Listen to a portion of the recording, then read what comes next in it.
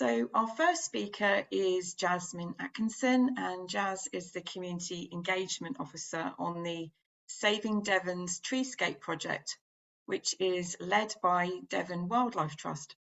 Jazz has worked for the Trust for nearly 10 years, but her role with Saving Devon's Treescapes began a year ago, and she runs their Community Tree Nursery and also organises a variety of events for the project. So welcome, Jazz. Thank you. Hand it over to you. Lovely. Hello, everyone. As Hilary has said, my name's Jasmine, and I'm just going to share my screen. So here we go. So I have a few slides, which I thought might be nice to go through some photos, so you don't have to look at me the whole time. So I am the Community Engagement Officer on the Saving Devon's Treescapes project. Hilary asked me to talk a little bit about trees that are good for wildlife that you can grow at your community tree nursery. That's a massive topic. I've tried to kind of do my best to kind of have a bit of an overview of a few different trees. So hopefully it'll be useful to you. I think maybe someone isn't on mute. So if someone isn't on mute, you might want to turn yourself on mute. So a little bit about the project first. So Saving Devon's Treescapes is a partnership project. It's led by Devon Wildlife Trust on behalf of the Devon Ash Dieback Resilience Forum. So lots of different partners on that project, you can see below. It's funded by the National Heritage Lottery Fund, One Tree Planted, as well as other small funders. Our main aim is to plant and nurture 250,000 trees across Devon, and those trees are outside of woodlands. So yeah, plantings up to 500. So it's not a massive number, but we hope to kind of empower and enable people to care for those trees and celebrate our treescapes and learn as they go. We are a Devon-wide project, even though we do have some focus areas. We have 2 community tree nurseries. One is up and going in North Devon, and we have another one opening in Exeter, or near Exeter, for those who know Devon. We grow a whole range of broadleaf native species in these nurseries, and we completely rely on volunteers for that. We do have a team of 4 in our project, but yeah, volunteers are amazing and help us hugely to be able to do all of the amazing things we do in our project. I should just say here, so most of our trees at the moment come from the Woodland Trust. So they're a partner on the project. And over the years, we're hoping to kind of increase the proportion that are coming from our community tree nurseries, but it takes a long time to set up, as I'm sure you are all aware. So we also have a micro tree nursery scheme where people can apply for funding or apply for equipment where they can grow a small amount of trees on community gardens and allotments and things like that. So yeah, landowners can apply for up to 500 trees to plant on their land, and community groups can also apply, and schools. And then sometimes we organise community tree planting days if the landowner can't plant them themselves. So that's a really good way people can get involved in the project. And we have our free tree scheme, which is hugely popular, where we give communities several hundred trees, and then they give those out to the community, like by creating an event day where people can come and collect up to 5 trees for their gardens. So a way to kind of spread out those trees more kind of like in singles or like little groups in people's gardens, and yeah, queues out the door every time. And we have our citizen science program where we're monitoring bats, brown hair streak butterflies, lichens, cell buntings, and also recording notable trees. Okay, so on to the importance of trees and treescapes. So when Hilary asked me to talk about the importance of trees for wildlife, and I thought there's the individual tree, but there's the tree in its context. And I know Nick is talking about woodlands a little bit later, so he'll cover a lot of this. But just to have in your mind, like, when I'm talking about all these individual trees, obviously they're kind of part of a wider habitat, and it could be that they're going to be like, your trees are going to be planted in like a parkland, and the trees are going to go big and they're going to have loads of space. and they're going to have loads of light and loads of flowers and pollen and fruit, and potentially become ancient, but like veteran ancient trees where they are incredibly good for wildlife. Or you could be planting a woodland.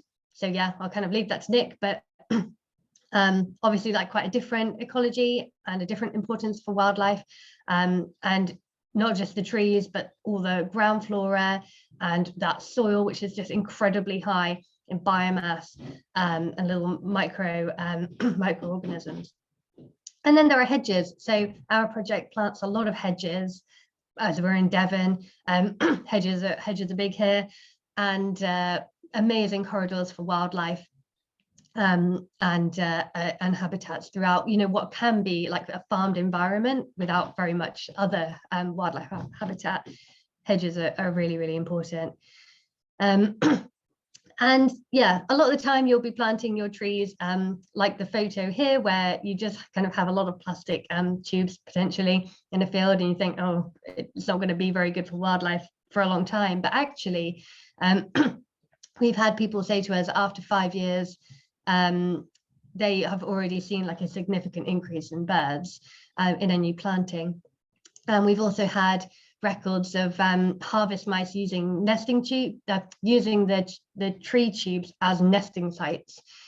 And obviously you've got all the little bugs that are eating the leaves kind of immediately. So actually you're making a difference straight away, which is always good to remember.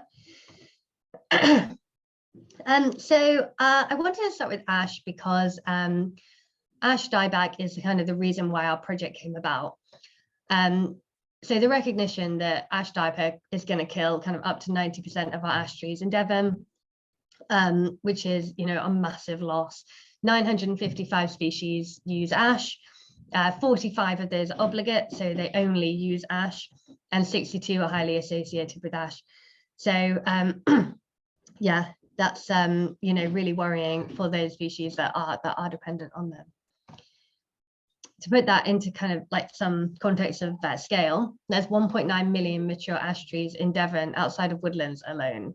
They're our second most common tree in Devon. They're really common in our hedgerows and alongside our roads. So it's going to be a big landscape impact as well, like in terms of how the landscape looks. So I mentioned earlier, we are monitoring brown hair-streaked butterflies. So brown hair-streaked butterflies use the canopy of ash trees for finding mates. So they congregate in the canopy to find mates. And then they also eat the honeydew secreted by the aphids in that canopy. And then they lay their eggs on blackthorn. So at the moment we are out looking for blackthorn, looking out blackthorn for brown hair-streaked butterfly eggs. They lay them singularly on the kind of corners of branches. So yeah, you have to go along like really carefully looking for these tiny, tiny little eggs. But that's going to give us a bit of an idea of how they get on over the next few years. And we're hoping that they'll swap species in terms of the adult behavior. So yeah, one to watch. And that brings us nicely onto blackthorn, our second species we're going to look at. So I did try and find kind of statistics on how many species use each different type of tree. And it's quite difficult to find that information.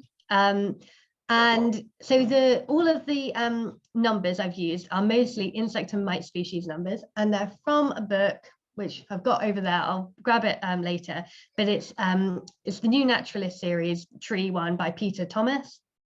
And he's got a good table in there that kind of shows the importance of different trees for insects and mites, and also a few other things. So blackthorn is really good for wildlife in terms of it flowers very early. So its flowers come out before its leaves. So it's nice early pollen for early bees and other pollinators. Its leaves are food to many caterpillars of moths, like this magpie moth here, as well as many others. And of course, like its dense thorny structure is really good for little mammals hiding away and birds nesting. And then in the autumn, you get the sloes, the fruit. which will be a really important food source. And I think that sloes ripen quite late in the year. So as I go through this, there's a bit of a theme, flowers for early pollen, berries for food in the autumn. But what you also want to look at is your mix of trees. So you have sequential flowering and sequential ripening of berries. So you kind of want the longest flowering season and the longest berry season that you can have, ideally. Hawthorn, similar. So berries, again, really good. They kind of ripen in around September, October, and so they're really good for things like fieldfare and redwing, the kind of migrating birds, migrating thrushes, as well as our kind of blackbirds and many others. Again, leaves are great for insects, so 205 insects and mite species on this one, including the hawthorn shield bag we've got here, and there's a hawthorn moth, which shows something in itself that you've got insects named after it. And you might be thinking, these aren't trees, they're shrubs. What is the difference? Technically, not very much. But hawthorn can grow as a tree, and I've put a picture here of a lovely hawthorn on Dartmoor to prove my point. And the flowers are also eaten by dormice, as well as many other things. But this kind of comes on nicely to hazel. So hazel, something that maybe people don't really think about, like little scrubby undergrowth, understory kind of tree, but incredibly important for the dormice. So Devon is a stronghold for dormice, and they nest in the canopy. They eat the hazelnuts, and they actually use honeysuckle. They strip the honeysuckle down to make their nests. So always good to think about, the other kind of understory plants and ground flora.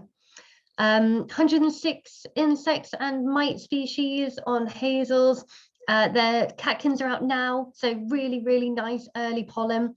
The pollen is, because it's wind pollinated, the pollen isn't sticky because it's not like trying to catch a ride on a bee. It's the grains repel against each other. So the bees can't collect like a large amount of the pollen. It's quite hard work for them. But when there's not very much else around, they still do go for it. And that's the same with all wind pollinated catkins. They're not very easy to collect, but they are a good source nonetheless. So I mean, again, like many caterpillars eat the leaves. And many things eat the hazelnuts, so the obvious kind of jays, nuthatches, woodpeckers, etc. And of course, hazel can be coppiced, and coppiced hazel creates a really nice kind of light canopy where you get a lot of ground flowers underneath. So yeah, a really nice tree. A willow, 450 insect and mite species. That is our 5 species of willow. So maybe it's not fair to compare, but really good for pollen. Really good for if you've got a wet habitat, if you want to make it a wetland habitat, willow is brilliant, and it's an early colonizer. So yeah, definitely a good one to consider growing.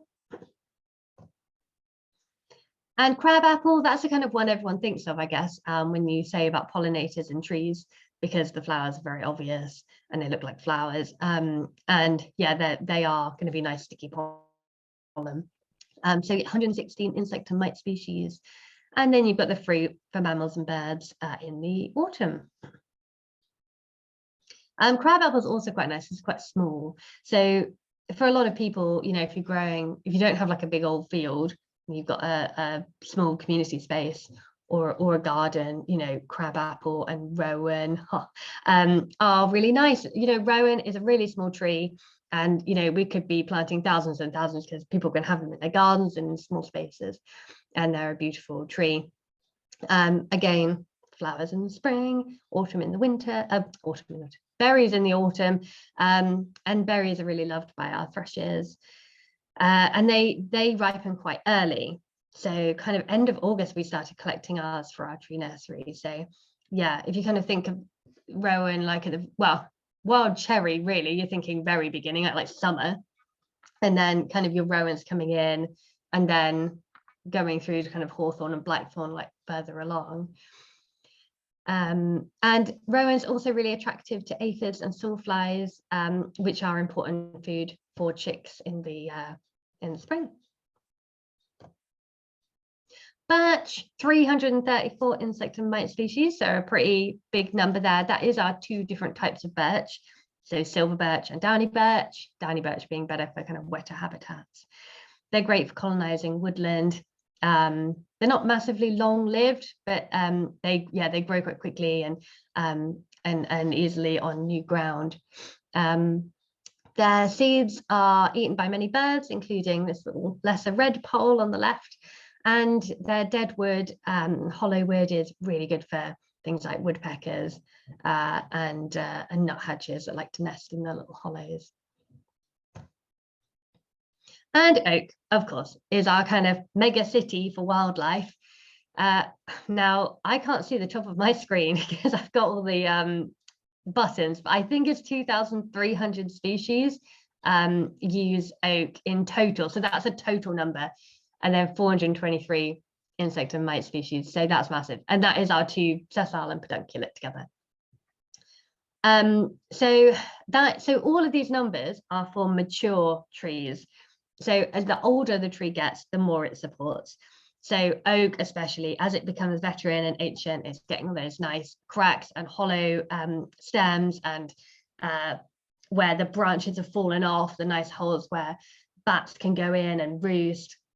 And there's dead wood that is going to support lots of beetles and insects. And the leaf litter, the leaves are really soft, they break down really nicely and quickly. So you get things like stag beetle in that leaf litter. Oak flowers, people don't really think about oaks having flowers, but they do. And this is the little oak, what is it? Oak mining bee, not oak leaf mining bee. I think it's oak mining bee. And that eats the pollen. And then we've got on the top left, we've got the purple hair-streaked butterfly. So their caterpillars eat the leaves of oak, and the adults again feed on the honeydew from aphids. I mean, you know, experts could do a talk for 20 minutes at least on the wildlife of oak trees. They're incredible, but you know, not one for your garden, obviously, and very slow growing. So something, yeah, to consider where you're planting and what you're growing for. Oh, and I wanted to put a little extra bonus tree. I don't know how much time I've got. Sorry if I don't know if I'm rambling. So black poplar used to be quite common. So this painting by John Constable in 1821 shows black poplar in the background there. But unfortunately, due to things like habitat loss, so it's kind of a wetlandy species, but also it stopped becoming popular to plant because hybrid versions were much faster growing and much straighter growing. So people stopped planting them, and also the female. So black poplar is dioecious. So the female and the male flowers are on different trees, and the female trees produce these like fluffy seeds, which apparently are very annoying. So they started chopping them down. So they reckon there's about 7,000 black poplars left in the UK, and only 600 of those are female. Obviously, you need a female and a male plant fairly close together to create new black poplars. So although you can do cuttings. So yeah, so that's something that needs bringing back. And yeah, lots of wildlife again. This is the poplar hawk moth pictured here. Lots of wildlife like it. So definitely one, and it's a beautiful tree. So I wanted to pop that one in too. So thank you, everyone. I hope that inspired you to increase your native broadleaf tree species in your nurseries if you don't already have a very good variety. And I will pass back to Hilary. Thank you so much. That was lovely, and I'm glad you mentioned black poplar because you're right, it doesn't always get much of a mention.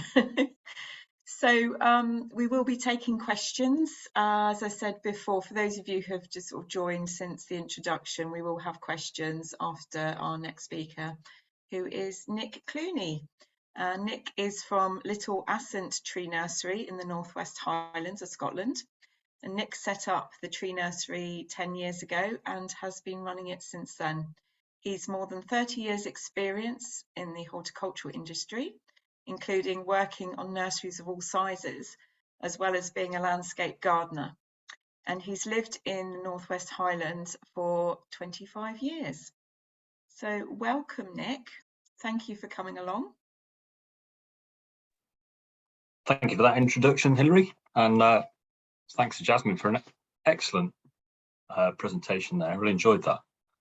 Hopefully mine won't cross over too much. I'll just share my screen in a second if I can. There we go. Let me just do that. Okay, that should be fine. Okay, well, good evening, everybody. Yeah, I'm Nick Clooney. I run the Little Assynt Tree Nursery, and there it is, looking rather picturesque in the snow that we had last week. Always looks a lot tidier when everything's covered in snow, so that's quite a nice little picture. I'll start with just a little bit of an introduction into what we actually do and where we are, and it's maybe a slightly different environment to where some of you have been before. The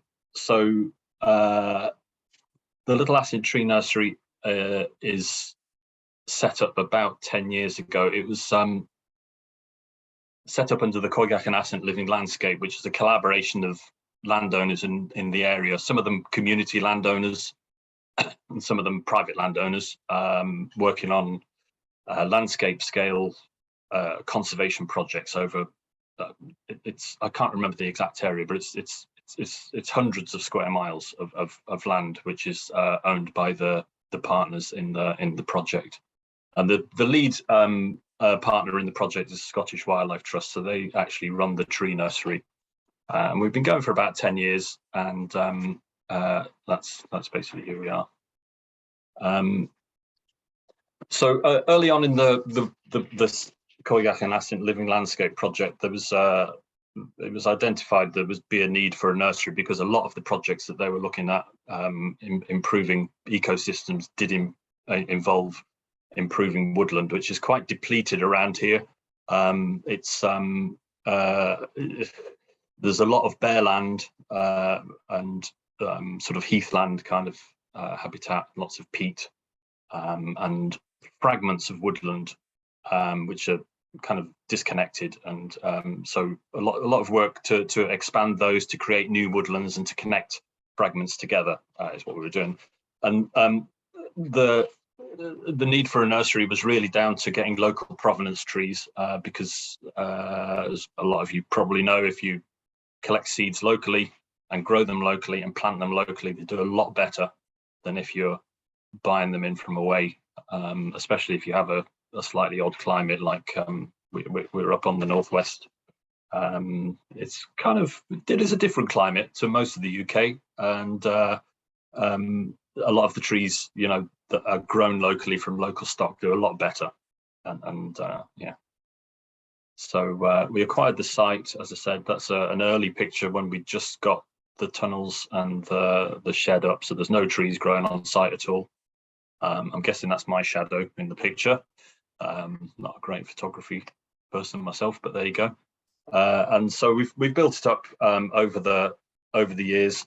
So we're now producing around about 60,000 trees. Some of them are cell grown, some are field grown, and they're going into local woodland projects of all scales, really. Some of them are quite large projects that we're putting trees into, and some of them small projects just on the corners of crofts and fields and whatever. And we're attempting to increase our productivity going forward as an effort to kind of make ourselves self-sufficient, really, financially, which is very difficult on a small scale, as a lot of you know. And really if you're not growing a large number of trees, it's very difficult to generate enough cash to make yourself self-sufficient. That's obviously not the object of a lot of nurseries. There are a lot of other outcomes apart from financial that can be benefited from a tree nursery. So there we go. Just threw that one in. Yeah, so just to give you an idea of where we are, we're right up in the northwest of Scotland. So if you know, we're near Loch Inver. That's in West Sutherland. So if you look at a map of the UK and go up the west coast, almost as far as you can go, that's where we are.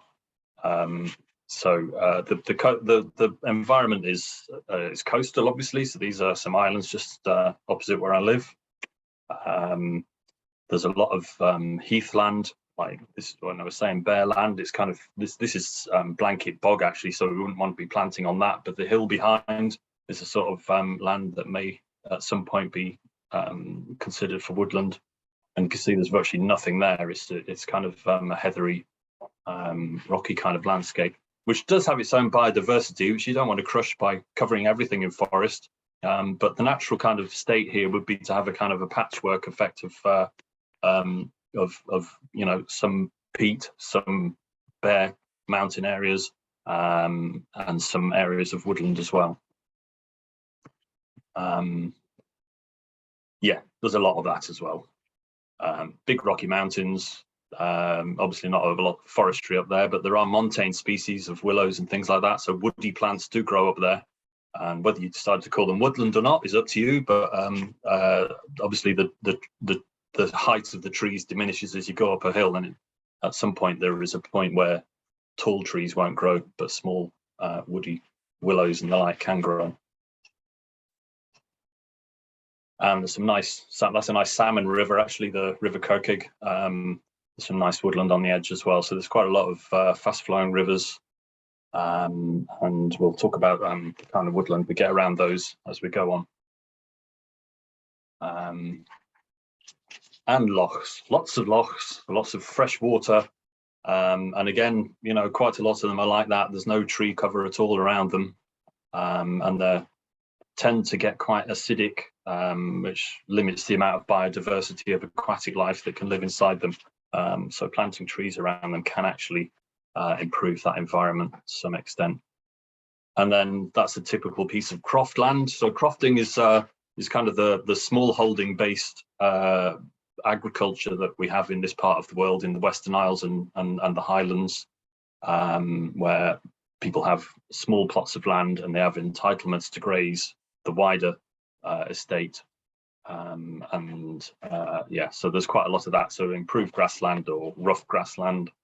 And some of that is used for planting trees on as well.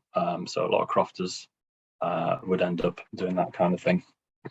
So really, yes, we're talking about a patchwork of woodland, scrub, heath, various different kinds of things. There's a fairly typical woodland that you might find by us. It's what you might call upland birch woodland in other parts of the country, but that's our kind of climax flora, if you like. It's the tree that you see there is the downy birch. That's the one that Jazz was talking about. It tends to favour wetter climates and poorer soils in the west and the north, and that is really most of what our tree cover is here, and all the other trees work in and around that. So we're at a point here where the likes of oak we're very close to the northern edge of their range here in the UK, so that you do find oaks, but you don't find extensive oak woodland. So the oaks are quite valuable that we have, and we do collect acorns, grow oaks, but they're not the major species in the woodland. So we probably have fewer species than jazzwood down in Devon, so things like crab apples and things like that we don't tend to get a great deal of. That's just another woodland picture there. And that's that kind of patchwork thing I was talking about. So we've got a small hill there, bare on the top, and you've got patches of birch working down into some aspen on the right hand side there, and that's the kind of thing you would expect on this open heathland, just have patches of. We're mostly made of birch, eared willow, and then various things like rowan and whatever might find their way into there as well. Oops, I'll come on to that in just a moment. Let's go back to that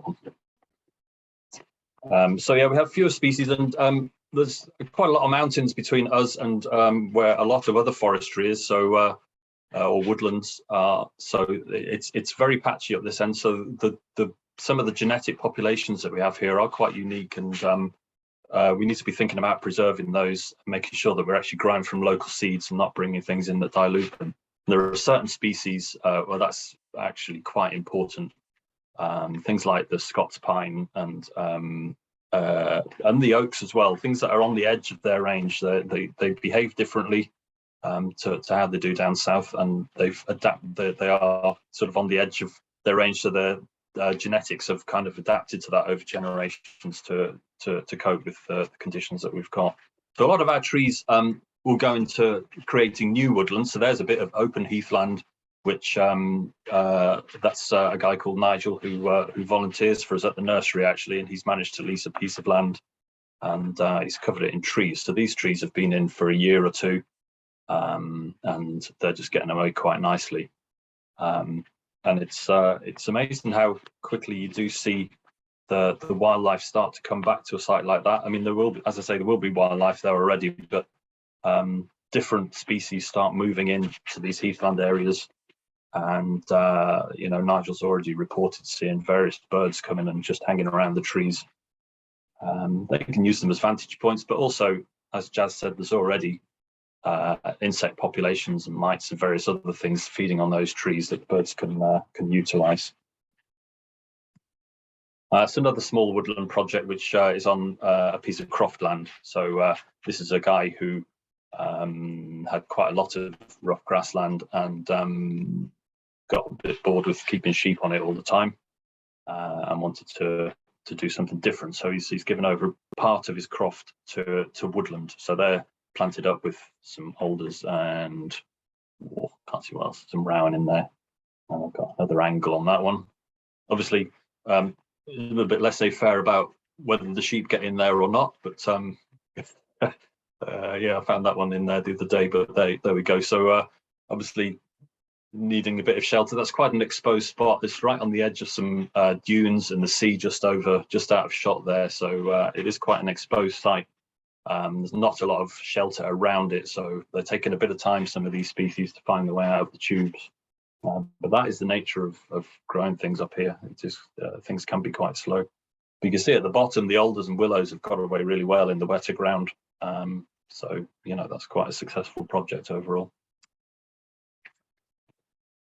So, okay, so that's what we've got here. So I'll just start talking a little bit about, just generally about trees and wildlife, really. So, I mean, Jazz did really good examples of what different species can do for the wildlife, and obviously, again, the most obvious thing is birds and mammals, because you can see them moving around. They're quite big, but the closer you look, the more you see. And you know, if you're talking about biodiversity and counting up species, then it's going to be the plants and the fungi, the invertebrates, the lichens. These are the things you can find increasing hugely by planting trees. And so these are some lovely bird cherries we've got growing not far away from me. They are quite fussy about the soil they grow on. So this is what we call an igneous intrusion. So there's a base-rich rock emerged millions of years ago under those trees, and the quality of the soil there is quite good. There's all sorts of minerals in there that we don't find anywhere else, and the bird cherry does really well. So they're quite nice bird cherries. So yeah, these were growing under some hazel that we were collecting in the autumn. It's a pretty interesting fungus. It's a lycoperdon species. I didn't quite identify which species it was, but it's kind of like a puffball kind of thing.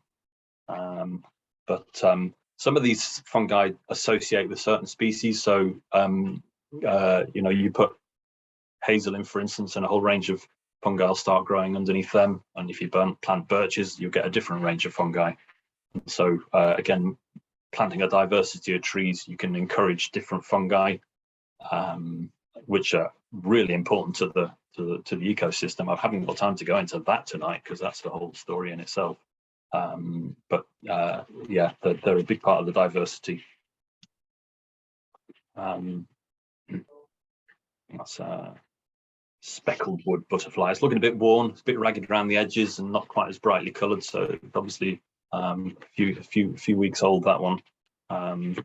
But they tend to hang around the sunny glades. So where there's a little bit of sunshine, there'll be sunbathing there. But they do quite nicely. And so all these insects and things that we get there, they're the basis of the food chain. And so the reason you're getting birds and mammals coming in is because quite often because there's invertebrates there that are able to be eaten. And obviously some of the plants that we get there. So there's bluebells and primroses and all the woodland species that you might expect, violets and things like that, and they all add to the diversity. And they're not going to be growing in open ground quite as readily as they are in woodland. So the trees themselves, I like to say they engineer the local environment. They are changing. If you plant trees onto a new area, they will change that area. They will change the soil. They will change, obviously, the wildlife that's there, but all sorts of other things as well. So a tree, if you imagine a tree is obviously going to have deeper roots than the grasses and the herbaceous things that are growing there. And so they're able to access subsoil and into the geology and access minerals that aren't available to some of the other plants. And they bring those up into their own tissues. And obviously as leaf litter falls and as the tree dies, those are being accumulated on the woodland floor. And so you get all this lovely leaf litter, and that's food for a whole host of things that live in there. As Jazz mentioned about leaf litter and leaf mold, it's bewildering. But if you I mean, I would advise everyone to go and get a hand lens, one of those little hand lenses, and you start poking around in that leaf litter, and you'll find, you're almost guaranteed to find something you've never seen before every time you go out. And there are mites and spiders and millipedes and all sorts of things. It breaks down into this lovely, rich, organic leaf mold. And that, as I say, is just food for a huge amount of things. And then obviously, you know, you sometimes see thrushes or blackbirds in the woods tossing leaves around. They're actually digging around in this stuff looking for things to eat. And there's a little picture of some of the, just to give you an idea of the kind of things that might be living in there. And, you know, there's mollusks, there's all sorts of detritivores, things that eat dead leaves and waste products like wood lice and mites and things like that. And then there's chasing them around, there's predators like centipedes and ground beetles, various spiders. And, you know, on that scale, it's like a Serengeti playing on it in its own right, just all this sort of whole food chain going on and things eating each other and chasing each other around. It's a really good subject to get into.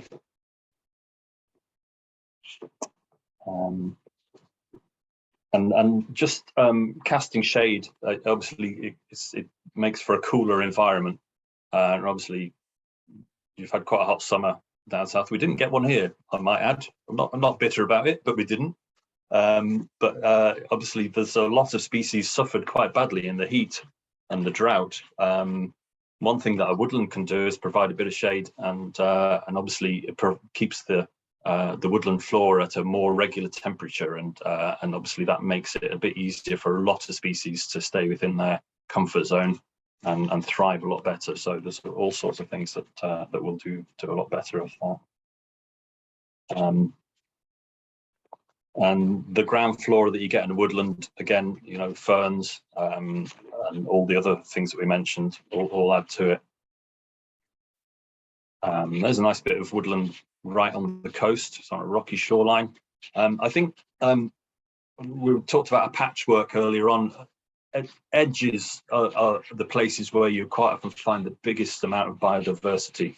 So if you think of like a woodland on the edge of a grassland, then you've got grassland species and woodland species both utilizing and things that it can utilize both at the same time. So you might find a bird that's feeding in the grass and then going sheltering and nesting and roosting in the woods, and just having those interactions. And also obviously the light levels you get around the woodland edge vary. You get dappled shade and deep shade and bright light as well, and so you get things like that. So anyway, you can, if you're creating a new woodland, if you think about edges, think about having some areas where, so here we have a seashore, and that's birch, but there's aspen in this picture as well in the foreground. Those twigs are aspen.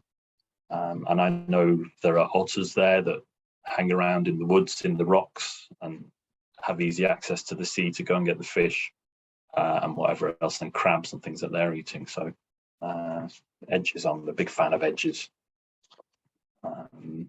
There's another edge really, which is these are islands and lochs. So we do see, as I said, a lot of bare ground here where the reason there are no trees there is because of historic use of the land, which is grazed by sheep and also by high populations of deer, and also various burning regimes that have been employed in the past to encourage grazing or reduce the risk of wildfires or whatever. There are lots of different reasons, but these islands and lochs have probably been continuously wooded since the Ice Age. I mean, that is absolutely smothered in birch. It's got aspen in there. All the evergreen stuff is juniper, and there's masses of juniper on there, which is a species that responds really badly to being burned. Some species will grow back from the base when they're burned, but juniper really doesn't like it. And so you'll find it tends to get eliminated from quite a lot of areas, but real stronghold for it is islands in lochs where the deer can't get it and nobody goes to burn them, and they do really well, so that's a good thing. This is just about half a mile from our tree nursery, so it's quite nice having things like that on my doorstep.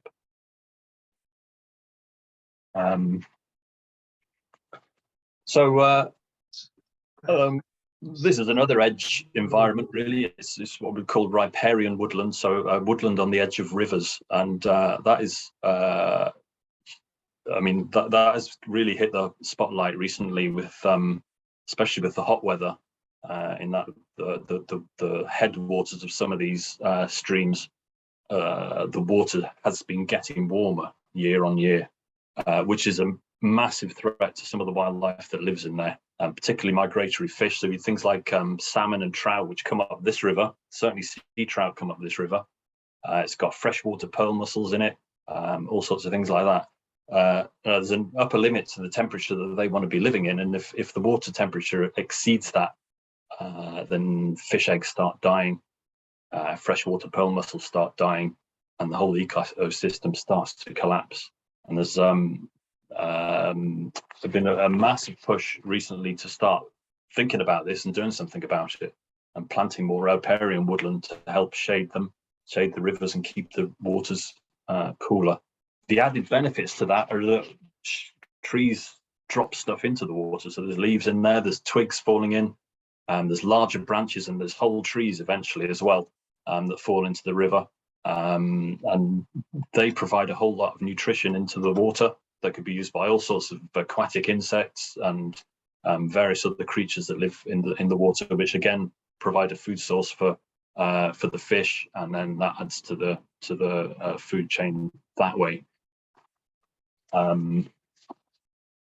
If you're in an area where flooding is an issue, having lots of trees and branches falling into the water definitely slows down the flow of water, and it can help reduce flooding further downstream. And just having trees on the banks slows down the rate at which water ends up in the river as well. So the tree roots actually retain quite a lot of water up the river bank there, and will release it much more slowly into the river. So the flood mitigation thing is quite a big thing on riparian grassland, and all of that is of benefit to the wildlife. The tree roots are holding the riverbank together, so you're not getting massive erosion. So you've got that vegetation growing right down to the riverside, and it's nice and safe, and it's a habitat for, you know, water voles, and otters can be in there. All sorts of other mammals can be occupying that space there.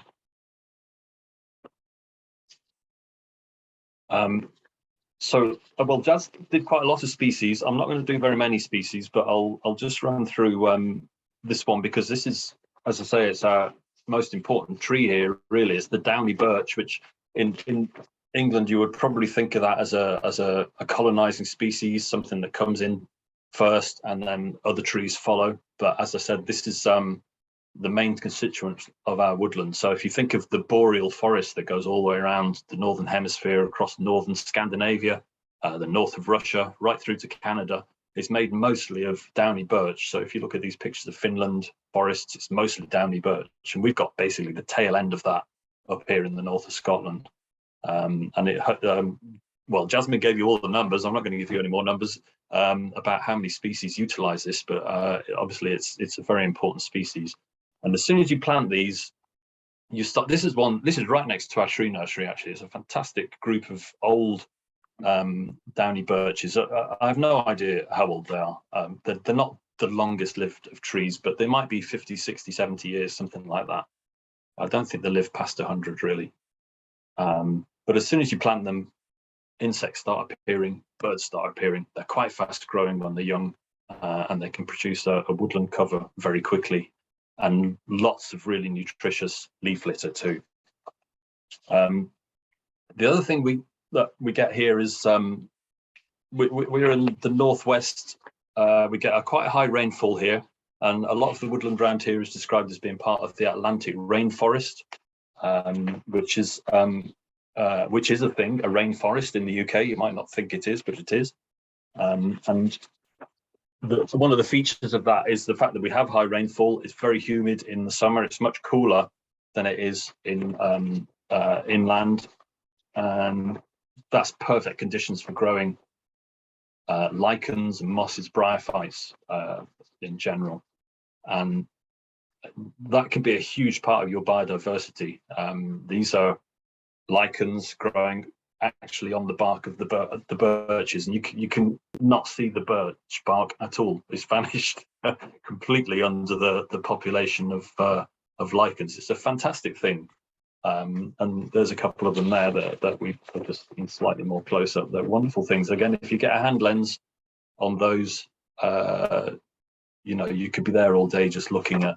It's like a little miniature forest in its own right, tiny microscopic detail. And if you get really close up, you find that actually there's a population of creatures living in there. So it's almost like a little woodland in its own right. There's tiny little mites and springtails and all sorts of things like that living in among the lichens. And that's one of the lobellaria species, what they call a tree lungwort. It'll only grow in very clean air. Moist conditions. We're very lucky to have a couple of species of those growing up with us as well. Quite a spectacular thing, actually.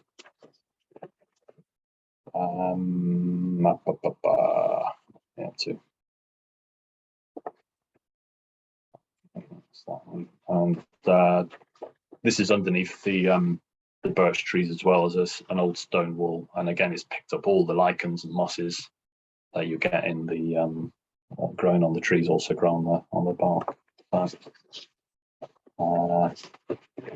So nearly finished. I don't know. Do I have much time left? I'm rabbiting on. I'll just very briefly. I'm just going to very briefly talk about when you're planting trees, is make sure you're putting in that shrub layer. So Jazz talked about this before as well, but things like that get forgotten, like ivy, which is one of the best wildlife plants you could possibly have. Obviously, it needs semi-mature trees to start climbing up them, but it flowers at an odd time of year in the autumn when there's not a lot of nectar about, and you'll find every year, if you look at an ivy flowering, it's going to be covered in hoverflies. There's a hoverfly called Helophilus pendulus, I think, and you'll find bees, you'll find wasps, you'll find all sorts of flies, and following them in, there'll be spiders and all sorts of things hunting after them. There's another shrub, it's a climbing shrub, wild honeysuckle, that's growing up some hazels nearby us as well. Fantastic thing to have in a woodland. So just remember to put those in if you're planting new woodland. Make sure you get things like dog roses, even Gelder rose, I guess, blackthorn, all of those. I think I've just about finished. I'll hand you back to Hilary, and I'm happy to answer any questions that crop up. Thank you, Nick. That was wonderful. Wonderful pictures and some really good points there, especially linking to the river and the benefits of trees next to rivers. That was really interesting. As I said at the beginning, we can invite questions now that the speakers have finished. There are some questions in the chat. I know that Jasmine, you've answered a few of them, haven't you? There's one from Jake about insect associations. He's asking about a database of insects and their plant food, for example, crabapple. And he's linked to a website there, which he uses as a rough guide for garden design, but seems a bit out of date. Do you know of any databases that link insects to trees at all?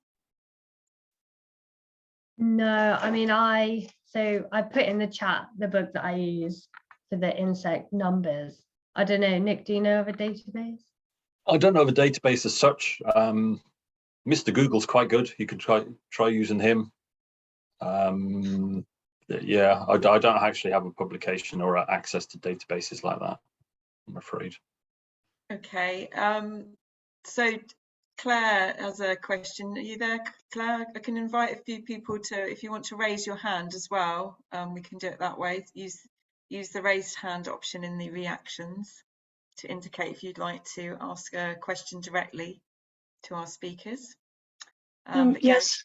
You're there, Claire? Yes, hi, how's it going? So I'm just outside a library now, so it might be a bit hard to talk. Yeah, I just had one or two questions. I was curious about the type of trays that Jasmine showed at the very beginning. I think was with the nursery that's it was something quarry nursery, and they just look like really unusual kind of cell trays that she was using, or that they're using there. Yeah, so they're just like deep root trainers. Which I think most nurseries kind of use for their cell grown trees. So they come like kind of flat packed in kind of groups of, well, in like 4 rows, and you kind of put them together into like a little book, and then you line them up in a oh, I should get the tray. In like a tray of 40. I mean, that, like, I mean we use that because when we got advice from other nurseries, that's what they used. And they're quite good because they, number one, they have like grooves in them that train the roots downwards and not round. And also when you go to plant them, you just pull them apart. You're not having to like kind of wiggle the tree out. You just pull the kind of book apart, and it's easy to get out. Does that make sense? I can't think where we got them from, but if you just Google like deep root trainers, they should come up. Yeah, there's quite a lot of people supply them, and yeah, they're pretty good because it's quite a good depth of root for the surface area, so you can get a lot of trees in an area. And as the roots reach the bottom, they the idea is you keep them off the ground, so they root prune. The roots that come out the bottom die, and then they all branch, and you get a really nice fibrous root system right through the cell. Sorry, I had a second question, just if anyone has any top tips on trees for birds, either trees as food sources or trees that are good for birds to nest in. Well, anything with berries that they're going to go for. So yeah, certainly rowan. I guess they go for crab apples and sloes and things like that. Gelder rose is one I mentioned before, a shrub, but they'll go for it. Dog roses with rose hips. For nesting in, like birch, because you know they have seed which many seed-eating birds like. Yeah, and alder as well is another one that they go for, small seeds. And for nesting in, generally, I suppose you're talking alder trees really for nesting in, but dense thickety ones like the blackthorn is really good for a lot of birds to nest in because predators can't get in at them. I think there's also there's something about like birds will choose trees to nest in that have a good food supply as well. So even things like sycamore I know sycamore's not native, but it has a high biomass. Like it may not have like as big a variety of species, but sycamore holds a huge quantity of biomass. So, you know, yeah, there's that as well. You know, they might be looking at nesting in the trees that have the food supply. Thank you. Susan Johnson, did you want to ask your question, or would you like me to read it out for you? You there, Susan?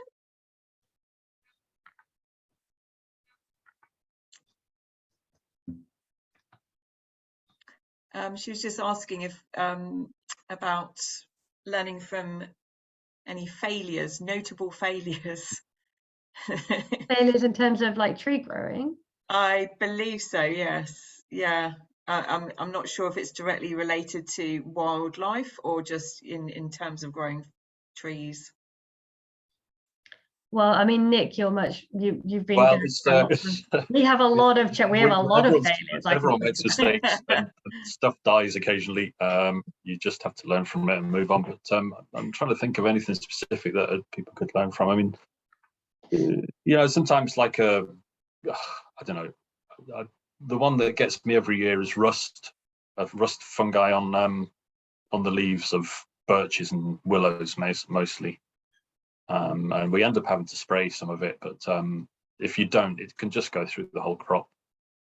You know, you see a tiny little patch of it on a Friday and you come back in Monday and everything's got it. And it's one of those things that catches me unawares most years.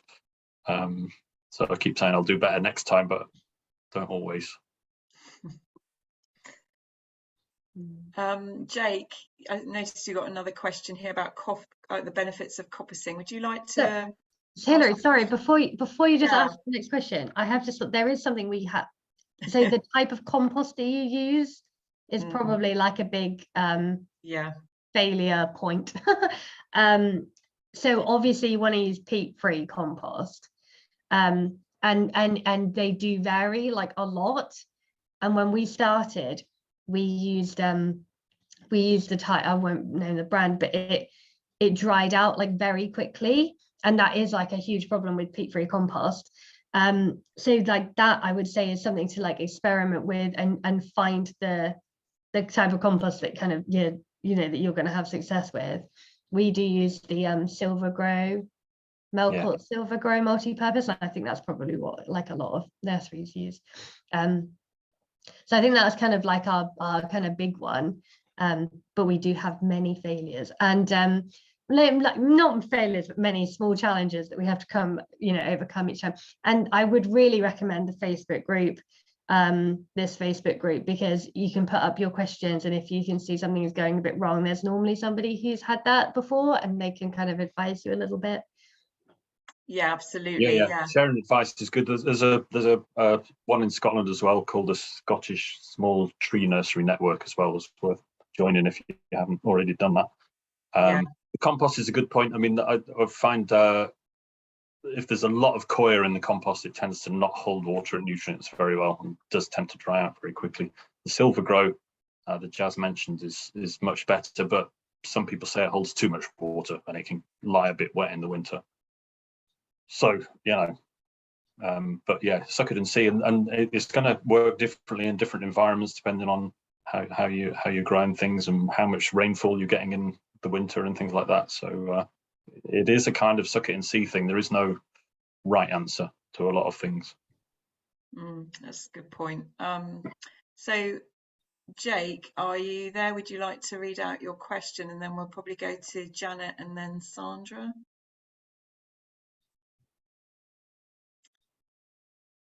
So Jake had a question on coppicing.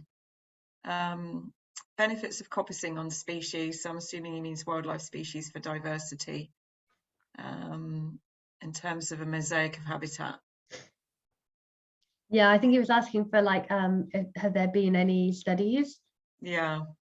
I don't know, Nick, do you know? I mean, I don't know of any particular studies, although I imagine that they are out there. But there's lots of information like online about the benefits of coppicing, although it sounds like you kind of maybe know about that already, Jake.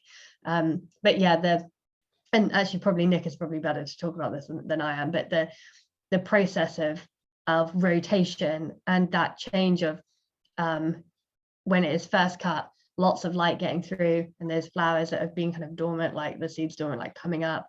And then as the canopy closes, that means that grasses can't take over.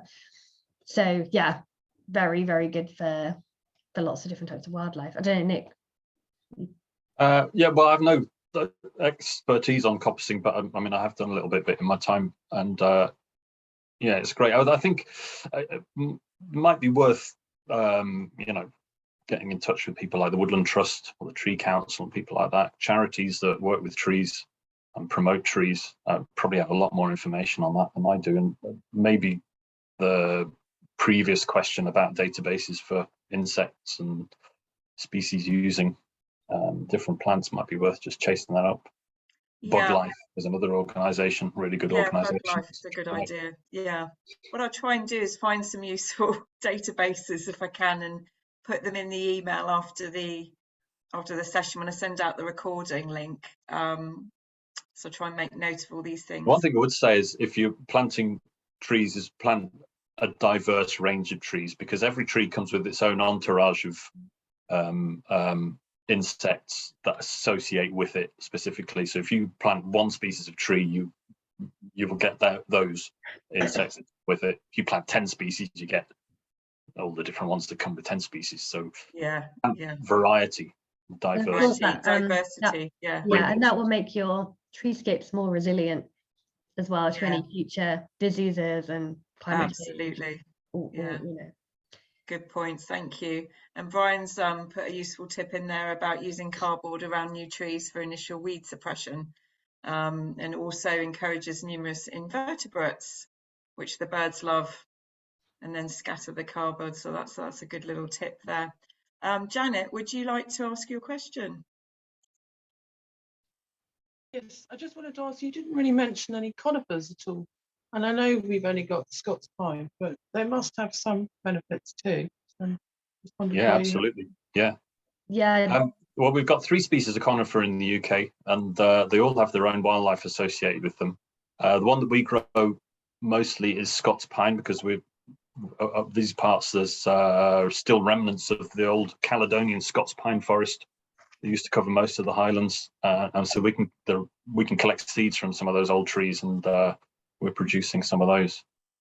The only other one we do is juniper, which not everybody knows is a conifer, but it is. And that again is quite, I don't know, you might be familiar with it as a fairly big shrub, but around these parts we have a subspecies that grows horizontally.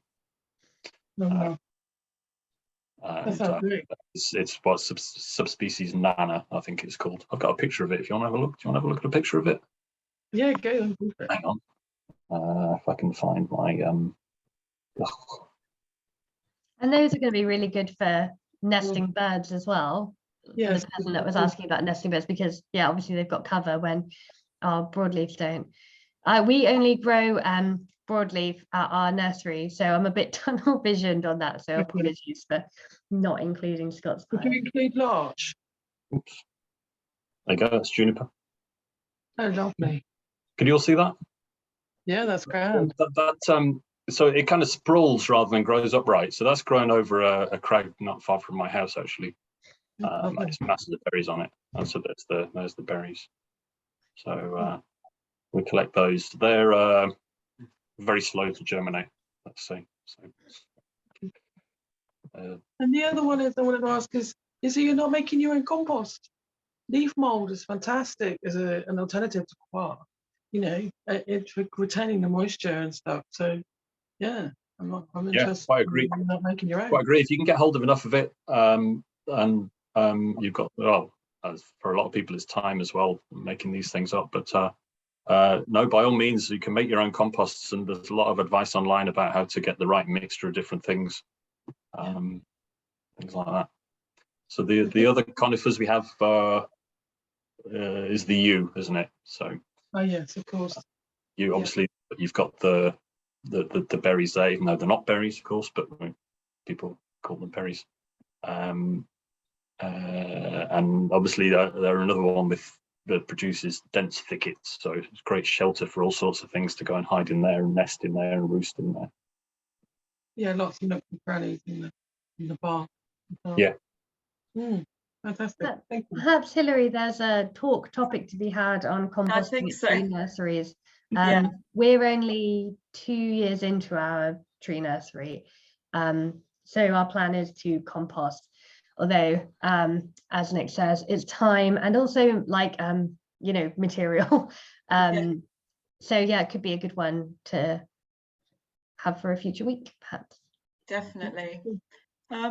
Sandra, would you like to ask your question? There's something happening with your screen, I noticed. I don't know if... Oh, that's better.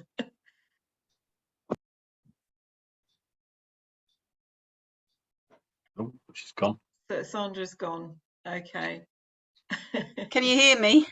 Yes, you can hear me. Yeah. It's I think my screen was doing really strange things earlier. So I've actually got two or three little questions. One was the fellowship of the Trees Community Tree Nursery Collaborative. Is there a specific Facebook page for the Tree Nursery Collaborative? Because I'm not sure that I know how to do that. I'm a bit kind of... Yes, so there's a link to that, Sandra, at the top of the chat. So if you Okay. So I go right to the top of the chat. Okay. Yeah, and it will say Facebook page, and there's a link there to the private group which you can click on, and okay, I'll do that then. Add you to the group. Yeah. Okay. I can't see that at the top of the chat, but never mind. That's okay. I can email you the link. Thank you. That would be lovely. And actually, strangely, the question that was in my mind, we have come back around to it, and I was late joining the group, so I wasn't sure if somebody had talked about it. But there's obviously a lot of talk about the underground, the mycorrhizal fungi and how important they are, and people talking about maybe using some of the leaf litter. For example, we collect all our seed from the local woodlands. Has anybody got any kind of like advice or kind of experience, I suppose, of testing the difference, if you like, between the trees where you're just using something like Melkor, or you're mixing it with some of the leaf litter that you've picked up from that particular woodland? I mean, there are issues around plant health, I guess, biosecurity and things like that, which is a whole other thing. But assuming that you're comfortable with doing it, what do people think really about taking some of the leaf litter where you're collecting the seed, for example, and using that and mixing it in with your compost? Is it a real thing, or is it just a fantasy that it would have a positive effect on the trees, how they grow, how they feel? I find I don't mix things in with the compost, but I find where the fungus finds its way to where it wants to be, because that's what fungus does. So there are certain species I grow, like Scots pine, particularly. You open up the cells of Scots pine, they're quite often just completely covered in mycelium, just white. And it's a fungus that only goes in and grows with them. It doesn't do them any harm, so I'm assuming it's probably beneficial. We've got some association with it. And there's one or two other species that we find similar things going on. But a lot of people do say that you can buy mycorrhizal additives, but whether it's got the right species of fungi in for the species of trees you're growing, who knows? But one possibility is adding leaf mold, certainly. Yeah. I've never tried it. I'd be interested in having a go actually, and just seeing if it makes a difference. Trials. There was a study on not on what you're asking specifically, but on the mycorrhizal root powder that you can use. And I think they said after 20 years, basically, you couldn't see a difference between trees that have been planted with it and trees that have been planted without it. So, I'm not saying it's a waste of money, but we don't use it. But that's very different to what you're suggesting, yeah. And I think our main problem there would be biosecurity, because so our tree nursery is on a concrete, the one where we grow trees is on a concrete slab, so it's not like we can kind of collect in the immediate vicinity. So yeah, that would definitely be a thing to consider if you were thinking about doing that. Thank you. Thank you. There's a question in the chat from Lindsay. Are you there, Lindsay?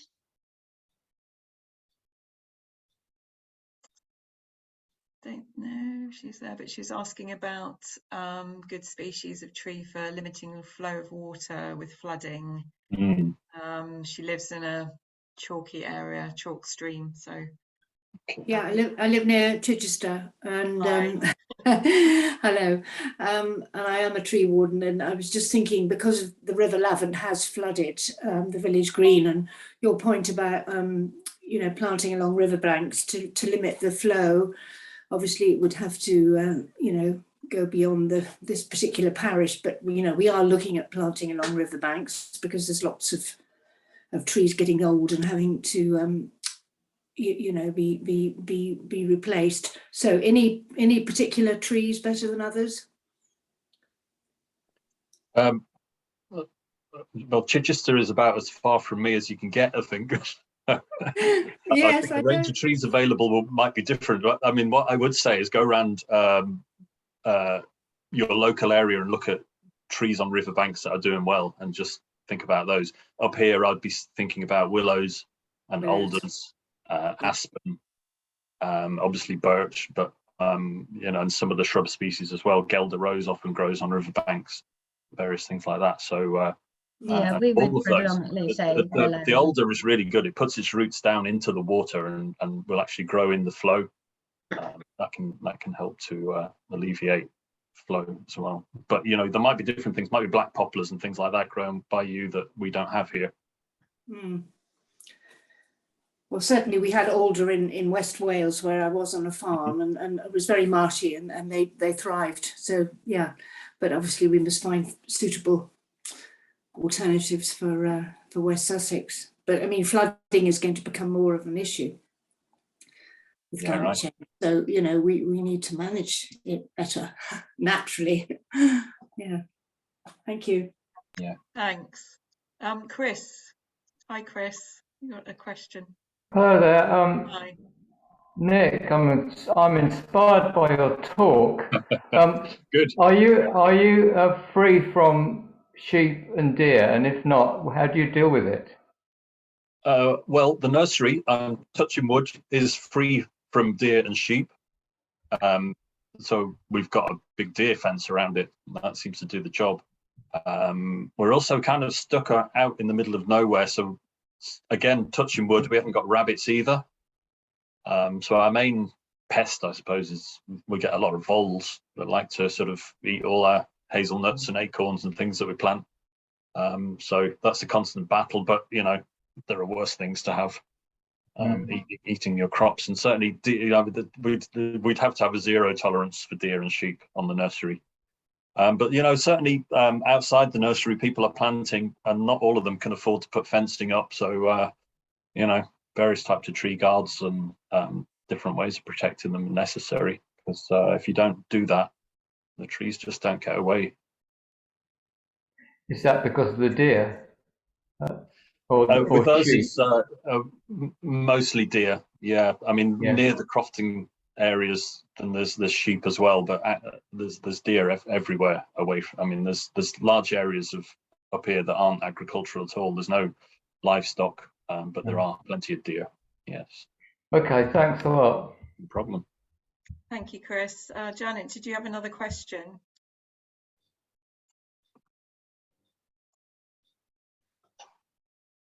Not sure if she's still there. As Brian's pointed out in the chat, if you want to save the chat, you can do that by clicking on the three dots towards the bottom, or at the bottom of the chat, next to the emoticon symbol. There's three dots. If you click on that, there's the option to save the chat. So if any of the links there that you might want to go back to will be saved. And I also save it as well and send it as part of the email following the recording. Has anyone else got any questions for our speakers at all? It's got another 10 minutes or so before the end. I was just wondering about evergreen species, native evergreen species. I know it's they mightn't be quite trees, but if they have any particular ones they'd recommend. So, yeah, I think the one Nick's already. Yeah, we had that question a bit earlier, but yeah. The one we haven't mentioned is holly, of course. Holly, yeah. Which again grows quite quickly. Is really good for wildlife. Again, flowers in the spring, berries in the in late autumn into the winter. And obviously evergreen all year round shelter for birds and all sorts of other things. And Nick mentioned ivy earlier as well, which obviously is not a tree, but you know, grows up a tree, creates that nice shelter, year-round shelter as well, and late flowers, late berries. Okay. So there's lots of useful comments in the chat. Anybody else have any direct questions at all? There's one question I quickly saw come up. Mm. Made me think, as Jazz mentioned sycamore, which is non-native. Someone else asked a question about sycamore and mentioned mimosa. Yeah, that's right. I think I thought of putting it in my thing actually, but it is quite an interesting subject, non-natives, because you can like come up with an individual species that does one thing, like mimosa produces masses of flowers and nectar and things like that, and will attract loads of insects. What it won't bring is that range of species that that a native species has. So if you look at the number of things that rely on sycamore, for instance, it's much lower than an oak or a birch.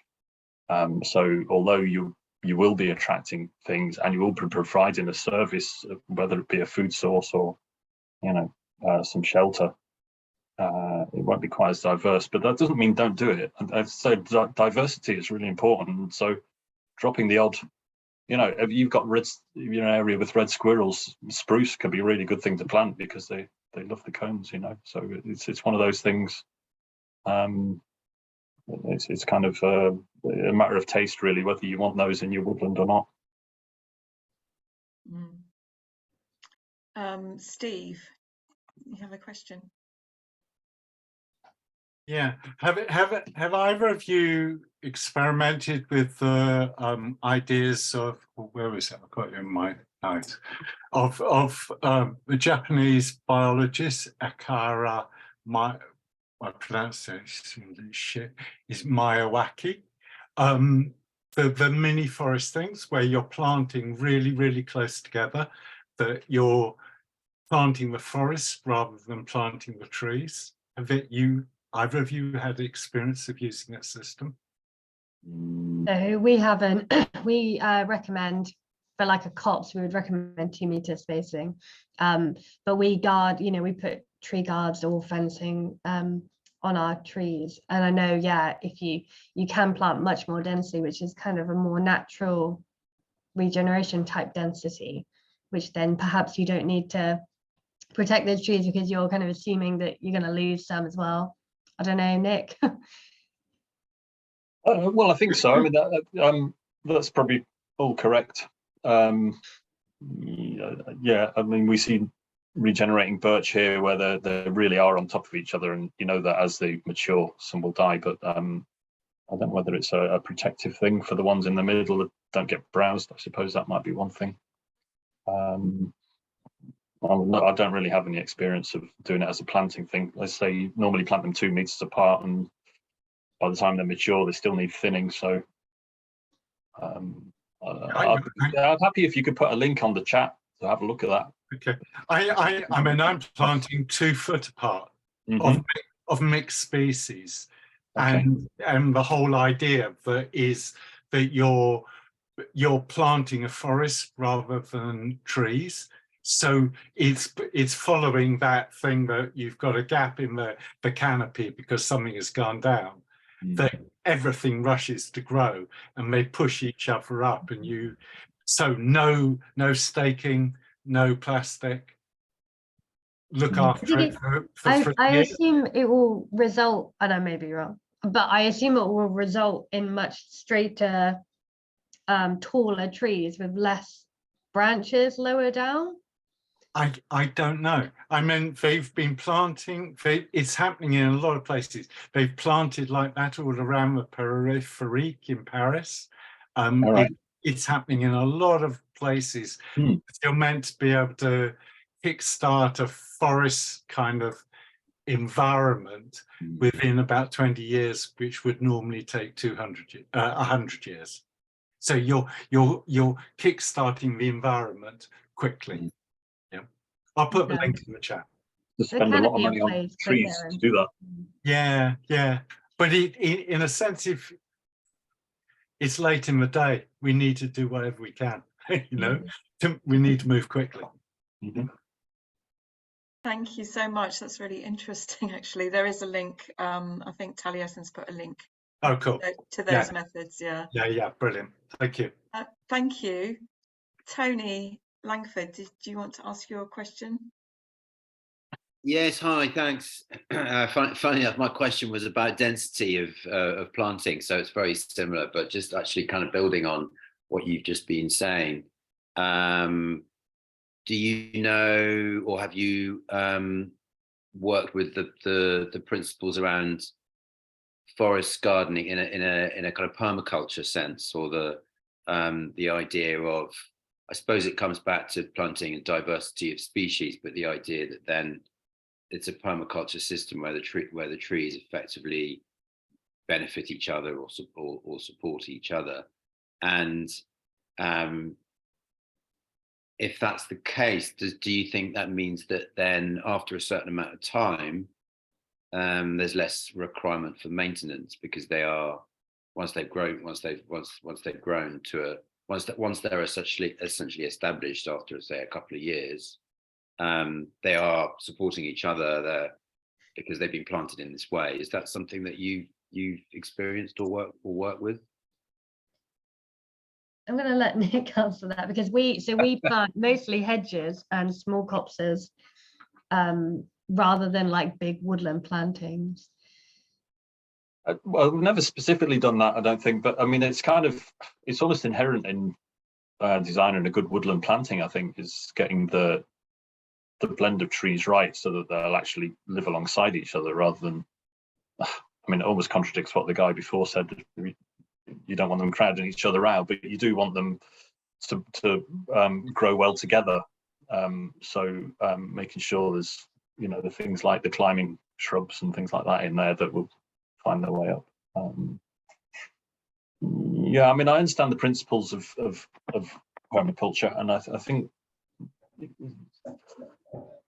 difficult. I've not really thought about it because we're creating woodlands for kind of environmental benefit, and I think there's a lot of crossover there that I haven't really thought about. That's basically the top and bottom of it. Yeah, I think that would be a good topic for another webinar as well. Indeed. Actually, Steve's put in the chat that he's got experience of that, Tony. So maybe you two could connect. That might be good. We've got time for one more question. And I'm just looking through the chat as well. Oh, Claire's mentioning about spindles. Any comments on them, or elder? I think someone else asked about elder as well. Yeah, so we grow spindle and elder at our nursery. Obviously, elder is really good. It's got the berries, and yeah, both kind of smaller, shrubby kind of things. Spindle's not so common anymore. So it's a really nice one to grow, and again, like, nice for your garden, so it doesn't get too big. Elder is quite weedy, so that's just one thing to consider. If you plant it, you might end up with a lot of elder everywhere. But elder is one of the first leaves to unfurl, I think. Like, they look like, you know, you can start seeing elder leaves kind of looking like they're going to come out fairly soon now. So yeah, definitely two nice ones for wildlife. So we don't get spindle up here. It's one of the shrubs we don't get. Elder, further east you see elder. Almost all elder here is already planted. It's been put there by people, and and it has a lot of folklore attached to it, elder. So people used to traditionally plant them outside their front door, and it would keep the witches away, or encourage the good spirits. I'm not quite sure how the folklore works, but it's one way or the other. So quite often you could go out into the middle of nowhere and find an old ruin of a shieling where they used to graze the cattle in the summer, and you'll find an ancient elder tree planted next to it. But they don't self-seed themselves around here, so they're just not a local species. But they were planted going back a long time. Yeah. But yeah, all those shrubs, there's a whole stack of shrubs, and I would always encourage people to go looking around their local woodlands and local environment to see what there is growing naturally and grow that, because that's what should be there. It's like when people say, what should I plant in my garden for wildlife? It's like, go to the garden centre and look at what the bees are around. Yeah, go around your local environment and see what, what's buzzing. Yeah. People's front gardens, really good. Just looking over the hedge and see what's going on in people's front gardens. You might get arrested, but you'll learn a lot. Well, thank you so much. Yeah, I think we've come to the end now. I'd just like to thank both Jazz and Nick for being here tonight and sharing such wonderful talks about their tree growing and links to wildlife and diversity. It's been wonderful. Thank you so much. Thank you everyone for coming. The recording will be sort of available towards the end of the week. And as I say, I'll send any useful links that I think that have come up through questions in the email.